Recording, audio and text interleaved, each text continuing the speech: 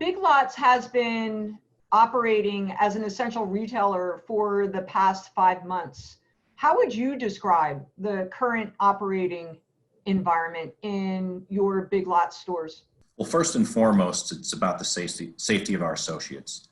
Nothing is more important. It's our top priority. Customers and associates. And through that, we implemented a whole host of COVID-related protocols. Most recently, it's about face coverings. And we want all of our customers that come in and shop a Big Lots store, whether mandated or not, to have a face covering. And we'd like them to do that voluntarily. Now, some jurisdictions mandate that we enforce it, and that's become very difficult. While trying to enforce this, it puts our associates in the position of being in that hostile environment, right? And some of the local jurisdictions have even gone so far as coming to us and telling us if we don't enforce it in the way that they like, they threaten us with fines and closures. And it's a really hotbed issue that we don't want to put our associates in front of. And if we really are about our associates' safety, this isn't looking out for them, and that's what concerns me. Can you share what Meijer is doing to encourage its customers to wear face coverings in your stores? Meijer has really taken a pretty aggressive approach on making sure that we have an environment that encourages customers to wear face coverings while shopping our stores. For us, it started with a policy that we adopted in all of our locations, regardless of any jurisdictional mandates, that customers should be in a face covering or a mask when they shop our stores. We've also introduced safe ways to shop at Meijer, which provides some of the alternative shopping options, such as home delivery and curbside pickup. Additionally, we have issued out notifications to our customers, both through our website, our app, as well as notifications to our mPerks loyalty program users, reminding them of what our protocols and our policies are really designed as.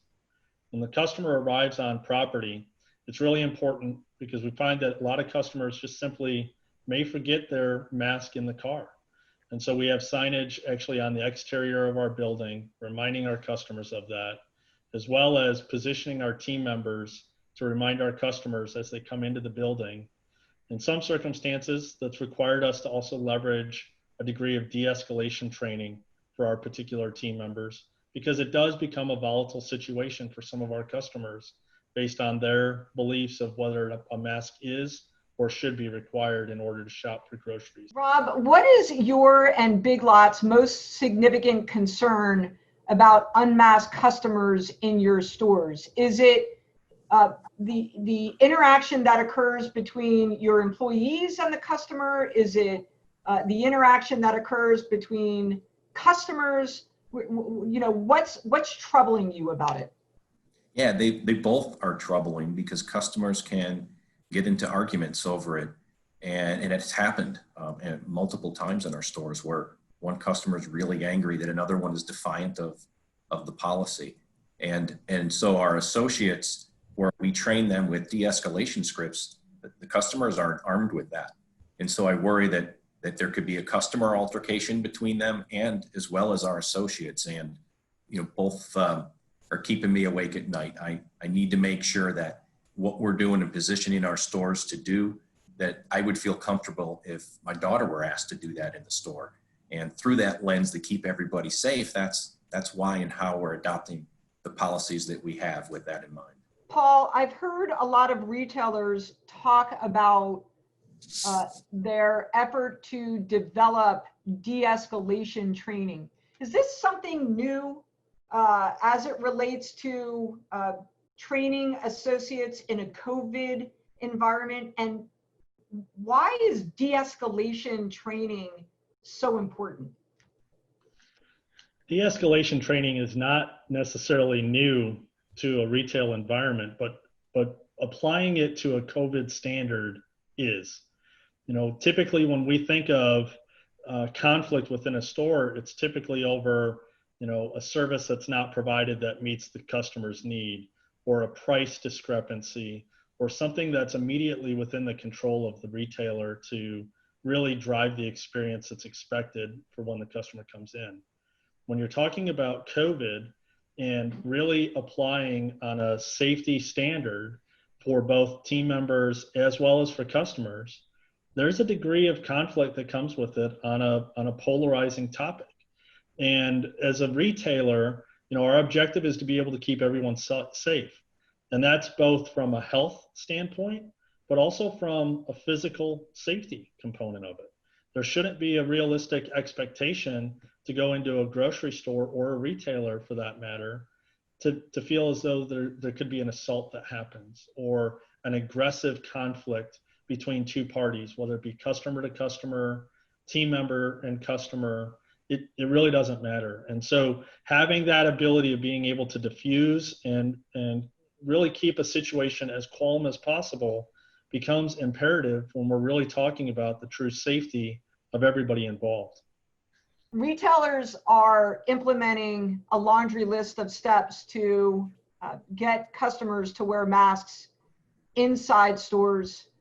Why not just deny them service if they refuse to wear masks? Not just remove them from the store?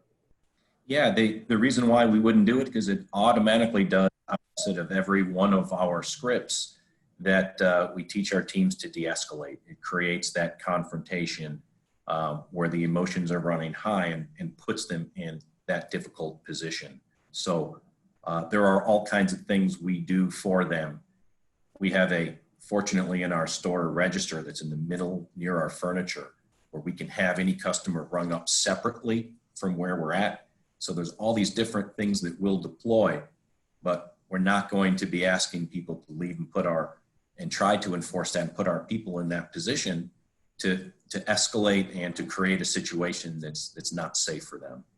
Paul, if you had the opportunity to deliver a message to the governors of states that do not have mask mandates for customers, what would you say? My ask would be that we have continuity and consistency from state to state with a mandate from each individual governor requiring customers to be in masks. We continue to see that in those locations that mandate is there, the customer complies. And that's extremely important for us as businesses in order to really keep our team members as safe as possible, both free from health of the virus, but also free from potential conflict of a really charged topic that customers are very emotionally charged to.